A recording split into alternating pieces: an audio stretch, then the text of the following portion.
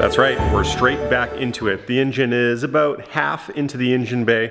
We'll pick up why that's the case in a second, but welcome to Figure It Audi. Hello everyone, thanks for joining me once again. Hi, my name is Steve. You can always find me on Instagram at Figure It Audi, and also check out the join button to see what the 4 Ring Club is all about. Now, the reason you saw me do a very half-assed job putting this in, and why there is a lift table and an engine crane in place right now, is because I don't actually want to put the engine all the way back against the firewall. The entire purpose of me doing this was so that I have plenty of access down here to my slave cylinder, because it's finally time to hook up that line that comes off of the main line and then get it into the slave. Also, you can see the axle poking out right there. I think this is gonna work. I know it was sort of a lazy and weird idea, but it definitely seems like if you pre-put your axles into the hubs and just slip the transmission around it, you can definitely slide the whole thing in with lots of room on the axles. So I don't know, maybe I'll save 10-20 minutes later down the line. Now I know some of you on the channel like to see me do a lot of the work, but honestly, there's really nothing I can DIY teach you back here. There's not a whole lot going on either. Honestly, I'm just gonna be making advantage of the fact that I've got some working space here to start plugging some stuff in. Like obviously, you want to not forget your coolant line that goes up to the heater core. We've got some sensor connections, got the cam solenoids, position sensors. We've got our coolant temperature sensor back here. I've got one more connection right down here, and then while I have access, I'll also do the shifter linkage. There is a little one that goes right here, and then there's one that actually goes out to the gear selector over here. So I'm just gonna go ahead and do that work, and actually there's an Oilers game on this afternoon. It's a Saturday, there's a 2 o'clock afternoon game. So I'm gonna be listening to that in the meantime, and I'll come back for you when it's time to do some fluid work, because there is definitely an order of operation that you want to do when you're first starting the car. You know, we have to think about, do we have oil pressure? No. Is there air conditioning attached? No. Power steering pump can't be run dry. So let's take a look at that in a little bit. Although the Oilers didn't win that afternoon, I did. I got the engine and trans all the way put in. One little tip is that you're gonna be tempted when you're putting in the motor, you know, from the front, basically like I am, to put a jack under the transmission, which you'll need to do anyways, and you're gonna try to jack it to the sky, which is gonna put a really weird tilt on the entire engine, because usually you would think that, you know, it's tilted a little bit forward, but it's not. Like the engine really is meant to be quite horizontal and level in the engine bay, which sounds like very obvious to say, but what it means is that if the transmission is sent up too high towards the tunnel, what you end up doing is struggling trying to get your motor mounts into place. So in my case, I did have the trans put up a little too high, and I could get one engine mount in, and then every time I would go over to the other side and I would notice that the stud on the bottom of the mount like couldn't possibly make its way into the hole that it needed to. Well, it's just because my angle of approach was not right. So for the remainder of that Sunday, what I did was plugged in most of the harness, plumbed up a lot of the cooling system. You know, some things that you don't necessarily need to do for your first start, but I'm going with full confidence, no leaks, no reason to pull any of this out again. I just want to go for it.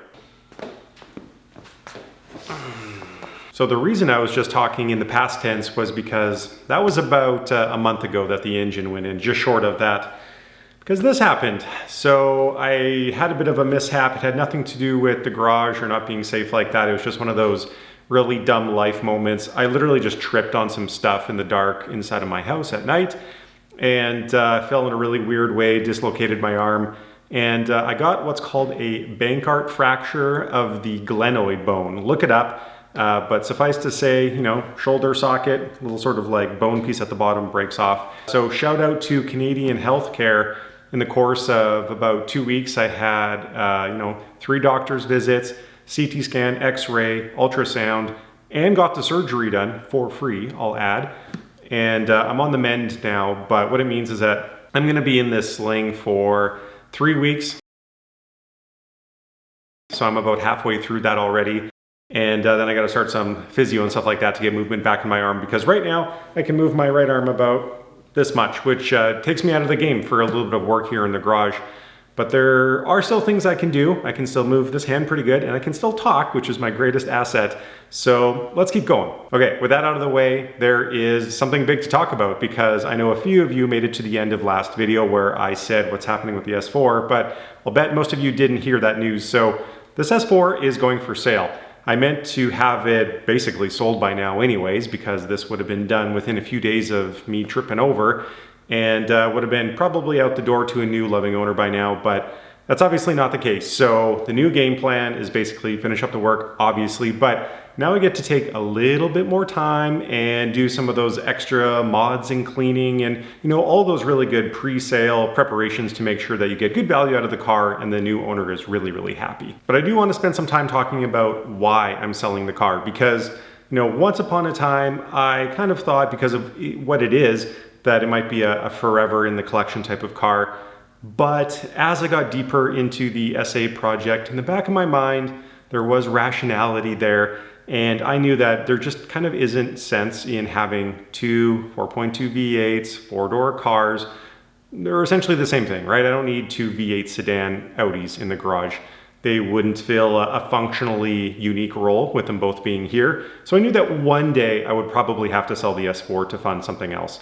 But that one day really crept up on me. Something that has been on my wish list for a long time came up on the market and I decided to just go for it. So that's what spurred on this big project to start with, because I want to make sure that what happens every time you put an S4 up for sale, every single time the first question in a thread or on the phone or whatever is, are the chains done? And obviously, yes, they are. So I'm going to go well above and beyond that. And obviously there's years of history of this car on the channel now. I don't skip any amount of effort and get the best parts and do lots of cool custom work.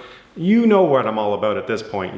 This is going to be a great car for somebody, but I just didn't anticipate it happening so soon. In terms of using that new car and some content hitting the channel for it, it's going to be after the S4 is done here. So I'll wrap up all the work I currently have planned for it, go store it, and bring in the new car, which is actually just sitting outside on the driveway right now. And there's going to be a whole bunch of new stuff that's going to push me into some areas that I haven't been comfortable with, which is going to be really, really fun. I think you'll like it too. You'll see. You'll have to be patient. What's also going to be, I don't know, good for you to watch and doesn't make any financial sense for me, but now that I have a little bit more time to work on this, there are like more parts and more little things that I've always wanted to do to the car that now I'm just going to do. I have some things that I'm going to put on the car that very well I could have just parted out and made more money on, but at this point, I kind of want to just like dump everything that I have into the S4 and just make it fantastic. What I'll also say is that had I have kept the S4 for a longer amount of time, I may have actually decided to do a few different things of what I just completed. So for instance, yes, I have opted to keep the stock flywheel in place right now, and I upgraded to an OE clutch. That was a very conscious decision because in that particular case, even though what I just said about throwing everything and the kitchen sink at the car right now, it doesn't make sense to invest thousands of dollars. Remember, Canada, everything gets more expensive on the way in here for a lightweight flywheel, like a billet one, and upgraded clutch. I mean, first of all, what I said in the last video is still true. This car doesn't have the power to require those things quite yet, but also I would never see that money again, not even close. So that just wouldn't be a smart investment. That being said, all the work that I have just done here especially is going to be super easy for another owner to just pop the transmission off from the bottom because those bolts are, nice and cleaned and loose back there. You can easily drop the transmission while the engine is still in the car. And if the next owner wants to do that upgrade, they can absolutely do it on their own dime and it's going to be really easy. So I think that's a very fair deal. Also, like I already said in the past videos, I'm trying to do the hardest work right now so that the next person simply doesn't need to. Now, if I were to keep this car maybe like one more year, I'd probably spend a little bit more time out on the back end of the car, drop that subframe, give it the same treatment and clean everything up back there because it could use some attention too. Don't get me wrong, right now it's perfectly functional, nothing's wrong with the car, but to continue the path that I'm on and all the love and care that this car has been getting in the past, that's probably the next thing. But again, anytime for the next person. Last thing here before we get back to work, one-handed, is although the car won't officially be for sale for a couple months now, let's call it end of March maybe, you can still feel free to DM me if you are going to be interested in the car. Happy to chat now and work through some details. Otherwise, I will do two things in the spring. One is I will formally take pictures and videos and make a whole submission essentially to bring a trailer. That's probably where it's going to go. Remember, this is an American originally vehicle, so it can be re-imported to the States super duper easily. And I suspect that an owner will probably be in the US for this car coming up. But also post it locally, maybe just after that, depending on if the reserve is met. I'm not gonna tell you what the reserve is right now. It's not that high, don't worry. I'm not asking stupid money for this car. It's very reasonable.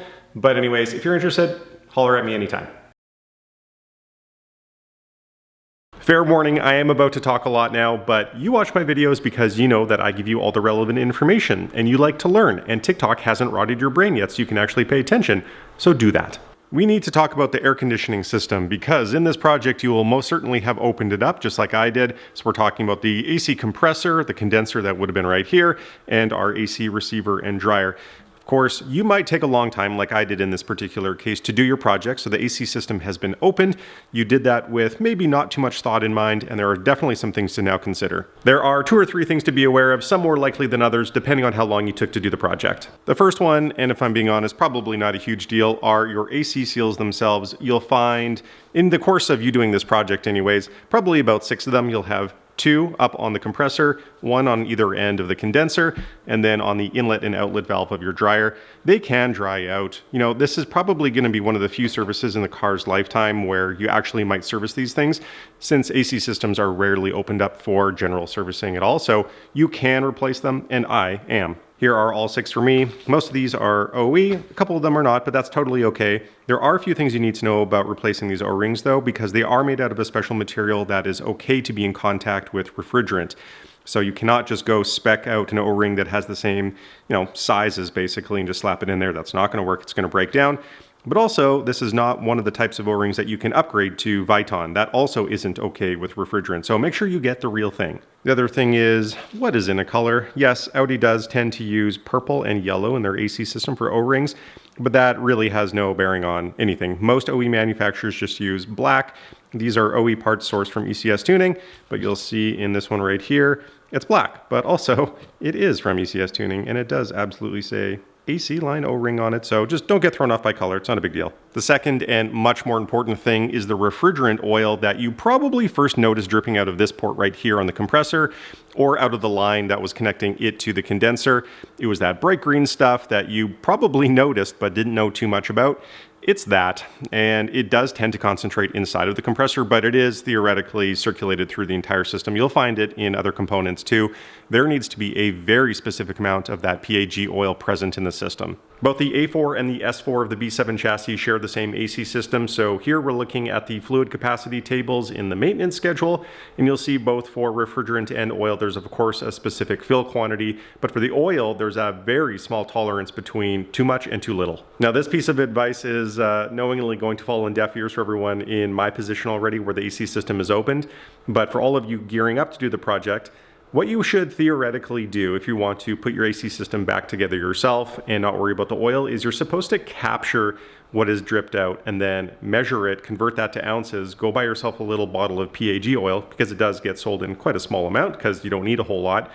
And then when you're ready to put everything back together, re-add that amount of fresh oil into your compressor before everything's buttoned up. Of course, all is not lost. There's an easy solution for those in my position, which is, of course, after this project, you're going to go to a shop to get your AC system recharged. But what you'll want to do is explicitly tell them to evacuate the system there so that it draws out everything, including the oil, and then we can essentially start fresh. And it probably wouldn't even be a bad idea to give them the capacity from the table that I just showed you and say, I need my system recharged and I need you to make sure that the correct amount of oil is in the system again too. The third and potentially most important item, especially if you're slow like me, is the AC dryer. Now the manual calls this the reservoir because in part it does hold extra refrigerant in it, although that is definitely not its primary purpose.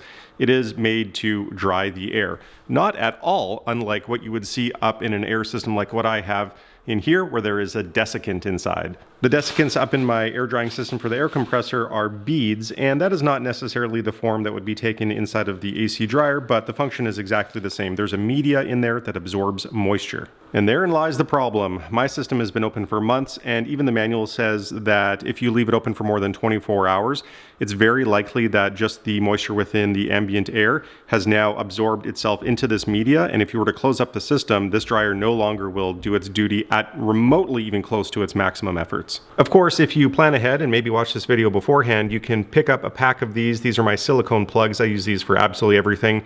Link in the description of this video. And what you would have done on day one, as soon as you opened up that line, is you would have grabbed one and plugged up these ports. And the price of my lack of planning beforehand is the fact that I needed to buy a new AC dryer. So that's what I have here. They come plugged from the manufacturer. I will obviously keep these plugs in until the last second when I install this thing. For legal purposes, consider this a bad idea, but I suspect in the same fashion that I dry my air compressor beads, those blue ones that I just showed you, in the oven, I put them in at usually like 100 degrees, really low heat, just enough to draw the moisture out of them so I can seal them in a bag and then use them in my filter later.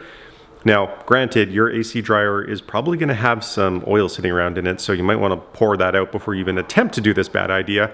But I suspect that you could do the same thing. If for whatever reason you cannot get another AC dryer, you don't want to replace it, I kind of wonder if you could do the same thing where you draw out that moisture and you're able to reuse it so it can function properly. Maybe, I don't know, risk it at your own cost for sure. So to close out this conversation about the AC system and especially about the oil recovery I was talking about earlier, look at the manual. Even they talk about recovering it from the receiver / dryer / reservoir. So if you are going to replace this item like I am, make sure you take your old one, turn it upside down, gather that oil and add it to your calculations of how much PIG oil you lost and what probably needs to be returned to the system. It is time though to get back to the clutch slave cylinder and the brakes, which is going to be a bit of a bleeding process. If within your own timing project you've also worked on the brake lines like I did, so everything has been opened and there's air within the entire system, you need to be extra conscious of the bleeding process as per the manual. Now on top of all of that, you also have to be conscious of what your manufacturer's brake bleeding process in terms of the sequence actually is, because unlike the traditional order where you would typically go the furthest away from your brake master cylinder, so typically the rear passenger side, and then work your way towards the front, Audi actually calls out their own order in the manual, as you can see right here. We're actually starting with the closest one on the front driver's side. Audi also specifies how much fluid they expect you to bleed out of each caliper in order to get all the air bubbles out, but since I'll be doing intervals, I'll kind of just be playing it by ear and using as much fluid as necessary to make sure that I'm fully bled. Okay, let's do it. And because my shoulder hurts and I don't really feel like filming this part under the car, what I'm going to do is show you a practical application of the clutch slave cylinder bleeding on the bench with an extra little trick. Now, the by-the-book way to do this would be as such. So, clutch slave is here. I've got my receptacle bottle to receive brake fluid out of the slave cylinder hooked up to the bleeder valve, which of course I'll move with a little wrench when pressure is behind it.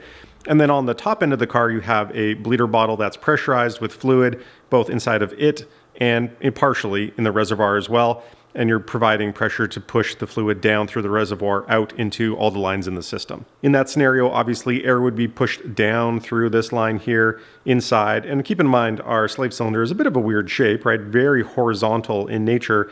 And you'd be expected to get all the air that could be in here out the tube. But as I just said, that sort of is the problem right there. There is lots of opportunity for air to get captured inside, especially this end of the slave cylinder, which is exactly why I'm going to try a process from this very clever fellow right here on YouTube. Yes, I also watch YouTube to find answers to things.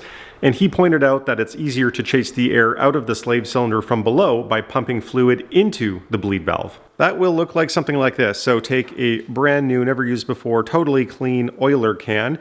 And I'm using ATE, I think that's how you say it, Type 200. I've used this for all my European cars forever. And you're basically just going to pump it up through a hose. It's actually probably not a bad idea to not connect this until you have the fluid run all the way up to the top to make sure that you're not starting the process by pushing, the entire air volume that's sitting in this empty hose up through the cylinder first. So, pump all the way up, attach it onto the bleeder valve, use your wrench, crack open the valve, and then on the top side of the car, it would look something like this. So you are not going to have your pressure bleeder attached there because you want to have air be able to escape out of here without any resistance. And it might be worth having a friend in the garage to sort of watch things for you. So as you pump, fill up the hose, cylinder, the clutch line that's above it, some of the tubing that goes up to the bottom of the reservoir, you'll just be watching for those bubbles to stop eventually and make sure that you do not overflow your reservoir. It's the next day. I'm going to continue bleeding, but I did that clutch slave cylinder bleed last night, and it was a very tricky process actually. Much easier said than done when it's on the bench versus when you're laying on your back under the car. So here are the things that I need to reflect on. Number one, make sure you have a very high quality oiling can. I bought a small 2-pack off of Amazon simply because they were literally the cheapest ones out there.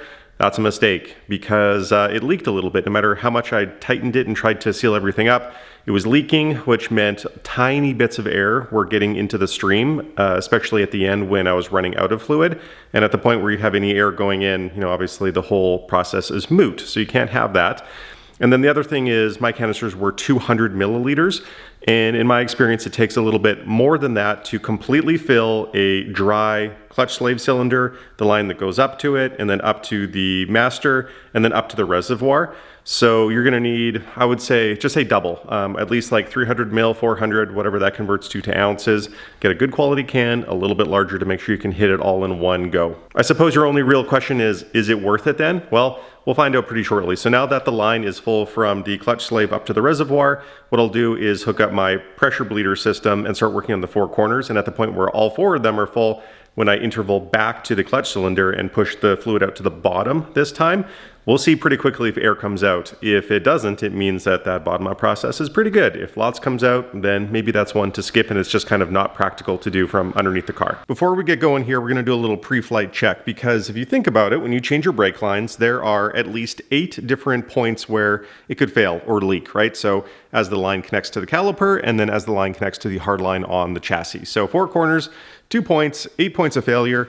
And what I've got here is, yes, there is some fluid in the reservoir because of the process I just did on the clutch slave, but my bleeder bottle is empty. So all we're gonna do is pump this up for air pressure, and we're gonna watch the gauge. And if this needle drops, a little bit, we actually might have something that we need to look into before we start filling it with fluid.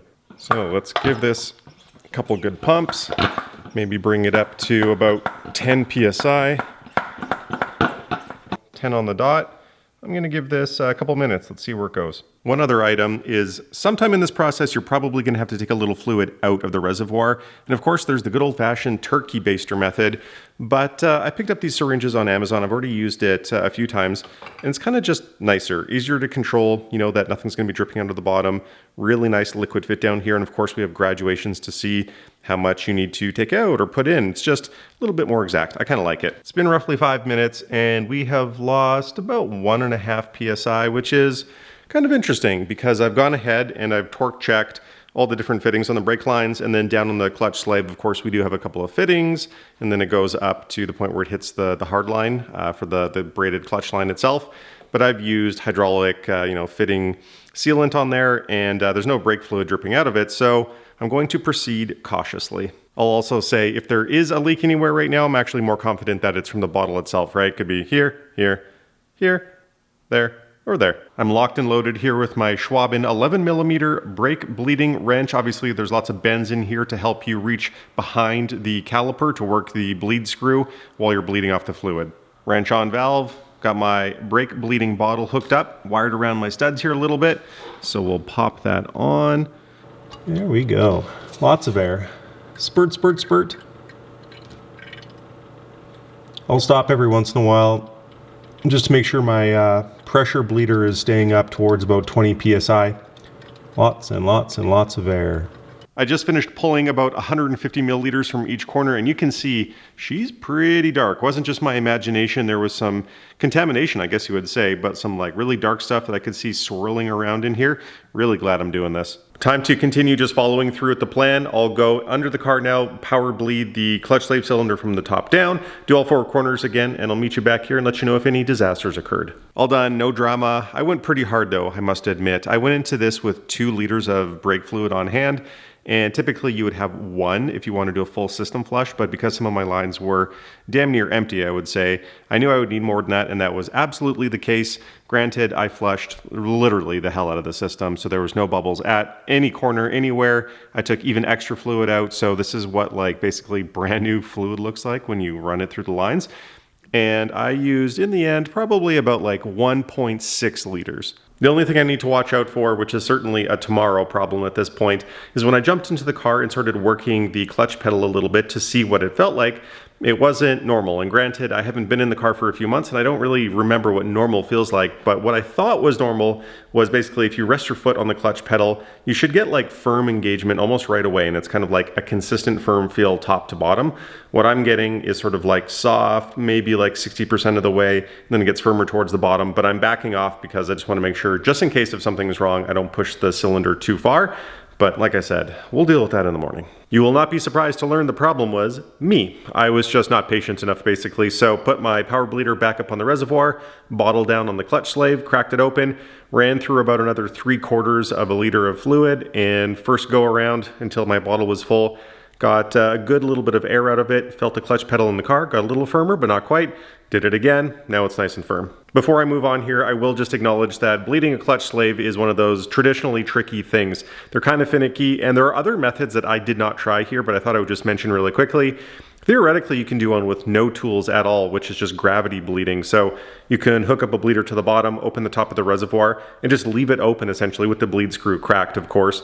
And slowly the fluid should start dripping out of the bottom of the bleeder, and that will chase air up to the top as well.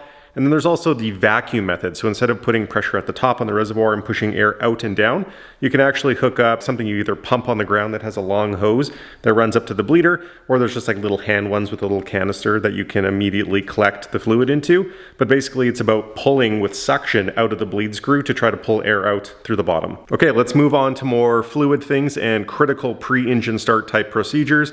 And I just want to spend some more time on here. I know this is getting maybe a little long, but there are a lot of important things that you need to do. It's very easy to take stuff apart, but it's hard because people usually are not following any particular instructions to put things back together properly. There's lots of like little procedural bits there that you're probably missing. Case in point, the power steering system. Now, I have a brand new pump down there, and from the factory, they absolutely do not come with any fluid in it. That is important because not only do you need to fill it up, but you cannot run that power steering pump without any fluid. That means don't start the car. It means you can't even use the starter to throw the engine over a couple of times. You need something in there. So what I have done is taken a little 3/8 barbed fitting like so, and I've looped my lines. These are the two lines that would have normally come through the front of the carrier and into the little power steering cooler that's on the front of it. I've connected them because I'm going to fill up the reservoir right now, get enough fluid in the system that I can start moving the engine and not have to worry about the pump. And that is to say, I'm not putting the front carrier on because it's not necessary for the first start. So that means no AC condenser, no radiator, and no power steering cooler. That's just because I'm trying to be very conservative, and just in case in the off chance that I need to pull some things out of here again, just one less thing to do and less fluids to drain. Now, in text that I'm not going to bother showing you, but I will read right on the reservoir, it says, use only mineral hydraulic fluid. I'm not doing that. I do not care, and here's why. In short, it's because that's not what the car needs. In fact, if you were to go to Audi today and say, I need some power steering fluid for my 2006 Audi S4, they would hand you a bottle that has this in it. It wouldn't say Pentosan CHF 202 on it. It would say their Audi part number, I think like G004,000 or something, because they are essentially one and the same. Now, I'm going to skip all of the details here. Go watch this video and then come back. This is me about 3 years ago looking very different, shooting on a GoPro, so things looked and sounded terrible. But I did a whole breakdown on the different 7.1, 11S, 202s, and which ones are missable, and basically the details about which cars they go into. And then come back here and you will understand exactly why I'm using this. Although there aren't really any tricks to bleeding the power steering system, I will take you through it a little bit later, probably in this video, maybe the next one if that's when we actually like start and run the car. But for now, all I needed to do is top up that fluid because of the front end situation I already told you about. So we need to move on to sort of like a bonus thing right now, which is I need a way to turn over the engine. Now, normally this would be a very simple process. By the book, it says that you can put I think it's like a 24 mil socket on this big nut on the inside of the alternator pulley here. And there's enough tension in the belt, especially when you have no spark plugs or coil packs inside of the cylinders to prevent, pressure and vacuum and all that stuff. You should be able to turn it over with that system. That does not work for me, and it never has. Now, I also don't have my stock pulley, and I already talked about this in a previous video where I said that because of the JHM pulley here and the larger bolts, I am not able to use my factory tool, this guy right here that would normally fit around the OE bolts, to turn everything over. So I need a different way. And that's going to be using the drivetrain to actually turn the engine over, which is pretty cool. This is going to be a little tricky because obviously we have all-wheel drive. We're going to have to lock some things together, I guess you would say. But we're actually going to be using a spinning tire and wheel to turn over the engine. Both because I needed to turn the engine, but also because when you took out your engine and trans, you would have definitely removed the drive shaft from the output flange in your transmission. We need to hook those two things back up together. And I'm sorry to say that most of you are probably skipping some important steps when you're doing that process. I think if you're watching and you've done a timing job on the S4 before, if you're being honest, you probably didn't do anything when it came to putting the drive shaft back together. You probably also had a bunch of grease that had been dripping out around the CV of the front end of the drive shaft where it met up with the flange. And you probably just wiped that off and ran those old bolts back into there. And you actually missed probably like 2 or 3 things. The first one being there is a rubber seal that's both on the actually front and back of the drive shaft, but These things tend to slip around, fall out, they can get pinched. They are technically replace always. I'm just going to be reusing mine because it's in really, really good condition. I've just cleaned it up here for a bit.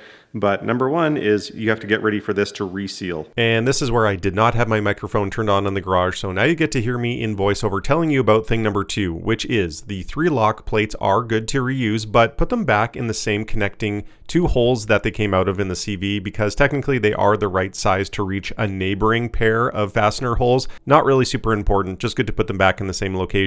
What is important is that the 6 fasteners are torque to yield, so buy new ones and note that the factory Loctite is there to hold them suckers in. That old compound does create the need to clean the CV threads though, and I'm not making that up. Here is the manual recommending the cleaning, and if you don't, you run the risk of snapping the new fasteners. The third thing is that you actually need to be servicing the grease in the flange and the CV on the drive shaft. So the Audi manual basically calls out to replace the grease, comes in this little package right here. You can tell it's got about 120 grams in it, just for reference of how much you need to be replacing. So you just got to wipe it out of the flange, try to pull what you can out of the CV, and repack it with something that's high quality. I use this Valvoline stuff. It is good, but what's important is that it is moly fortified, so with molybdenum, which means that it's good for high temperatures and high pressure. I'm going to jump under the car in a second to get all this prep underway, including cleaning out the threads, and chances are if you've already worked with taps and dies or thread chasers in the past, you already know this and you already have this little tool, but I'll say just for the average Joe inside of your garage, it is so nice to have one of these measuring plates right here. Come on, camera. There we go. And I use this all the time to quickly figure out what the size of my fasteners are. So usually you're just looking for the width of the bolt. So, typically you hear like M6, M7, M8 by a thread pitch or something like that. So what I'll do is quickly just grab a bolt like this. And then I'll go, okay, well, is it a 7? No. There we go, passes through 8, so now I know it's an M8. The other handy bit of the side graduations, not that it's relevant for what I'm about to do, is just to measure the length of the bolt too. So your lengths are always measured from right below the head of the fastener to the very tip of it. So you just line it up kind of like that. And I could tell just from looking at this that this is a 47.5, I guess I would say, which is kind of an interesting length. One last thing, potentially even the most important, is look for markings on the drive shaft and the output flange to show where they lined up before you took them apart. The factory would have had 2 markings on there of a certain color, it doesn't matter which one for now. Or if someone ever worked on your car, maybe they added some, but make sure you put the drive shaft back exactly where it was. I'm not going to explain exactly what radial runout is, but if you put it in a clocked different position than where it should actually be in the transmission, it can cause vibrations and just issues with running the drivetrain. Okay, so what's going on here is you're going to watch the engine turn over, because what I've done is the drive shaft is hooked up to the transmission, but I have the handbrake on, so that's locked the rear wheels and effectively locked the entire drivetrain up to the center differential. And then on the other side, I have a little pry bar stuck into the brake rotor, because obviously as I take this wheel and turn it forward, that passenger one is going to go backwards. So I've got a pry bar blocking it from going backwards. And effectively, I've got the car in 4th gear, which is going to give me some leverage on the drivetrain. And I'm going to spin this wheel forward, and you're going to watch the engine turn over, just like this. Look at that, pretty cool. So you can actually feel just a little bit of the rotating assembly in the engine turning over. You don't feel the compression though, because again, the spark plugs and coil packs are out, so there's nothing really stopping me. And I'm just going to keep turning this, which is in turn going to spin the power steering pump, and that's going to suck down a little bit of fluid and help bleed it for me just a little bit for now. I just wanted to do a couple of turns to make sure this worked, and it's time to put oil in this thing. And because I'm running the JHM external oil cooler and obviously the lines, the oil capacity has increased a little bit. In my experience, it's to about 12.4 liters, which is quite a bit. Not exactly a cheap oil change anymore. That's okay, I'm still using the good stuff, so I put my high-tech 5W40 from Liqui into all the cars at this point, and then I'm going to leave some room for Ceratec. I go back and forth. If you watched my previous videos, you might know that I really like the Liqui additives into oil. I think it really does great things for engines that are, a little bit higher in mileage, but just need a little extra help, not too serious. And last time I put in my MOS2, so when you go back and forth between oil changes, Now it's time to go back to Ceratec. If it hadn't dawned on you just now, that process of freehand turning the engine over was really, really important, not just to move some fluids around before we start using the starter to throw the engine. It's that was our last chance to check, mechanically speaking, if there's anything wrong in a safe manner, right? So if I was turning that wheel and I felt any like friction or binding, I would have stopped and started to do another diagnosis there. You do not want to go through all of this effort and then hook everything up and then throw the key over to use your starter to just start ripping that motor over with so much force that if there was something wrong in the timing or the axles or the flywheel and clutch or the drive shaft or whatever, at that point you actually might be risking damage. This is your last final check. We are extremely close now to using mechanical assistance to throw over the engine before our actual first start. So we got oil, check, braking system, check, power steering system, check. AC system. There's one little thing we need to be careful of here. If you look back and see this picture from last episode when I was rebuilding the long block, you'll see there's a little shaft that goes from the back of the block near the timing system all the way up to the front of the AC compressor. You can kind of think of that shaft as like a fan clutch in older cars for cooling, so it can engage and disengage, and we need to make sure it's disengaged. We do not want the AC compressor to be spinning while we do this process. And that's something we're going to do inside of the car. Keep in mind, I still have my fuel pump fuse out, so the pump will not be priming. We're not sending any fuel up to the rail. In fact, the rail is not even connected to the fuel line right now. But what you're going to want to do is when you power on the car, you're going to want to go ahead and make sure that the ECON button right here is on. ECON is short for economy mode. You hit that button when you need to save fuel so that the AC system does not run. So what it quite literally does is make sure that the AC compressor is disengaged, which is perfect. Another obvious one is make sure your battery is charged up here. You're going to be running the starter quite a bit to just throw the engine over, so it's going to be doing all the work.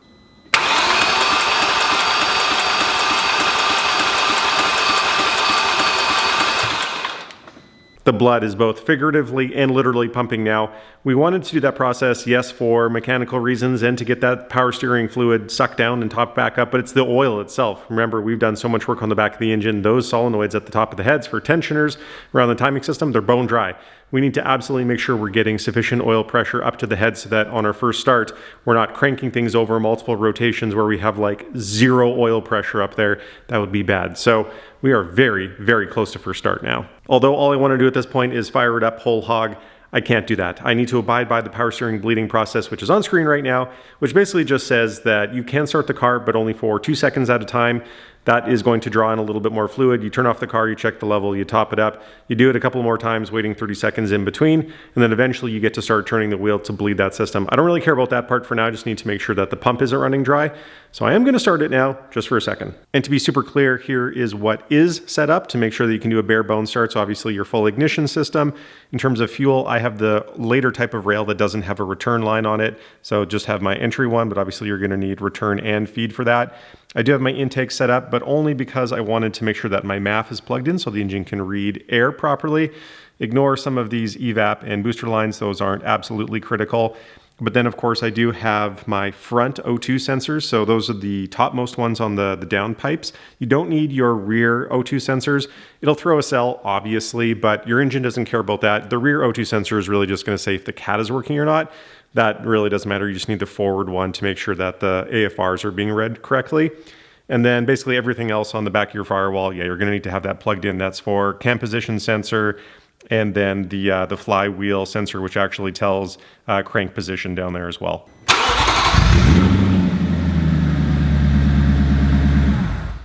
I know the camera audio will not do it justice of how loud it is when the car started up here from cold with just the downpipes on. I had another camera on my bench filming it, and there was so much vibration in the garage that it actually knocked it over. I will capture it properly in a future cold start. There's more to come before this car is all buttoned up together, so we will enjoy it together. But now that we've done a couple of starts here, power steering levels are stable. We can actually fire this thing up and let it run for a couple of minutes. Not going to do a full heat cycle. I just want to see if fluids come leaking out the bottom at any point here before I continue, so let's do it.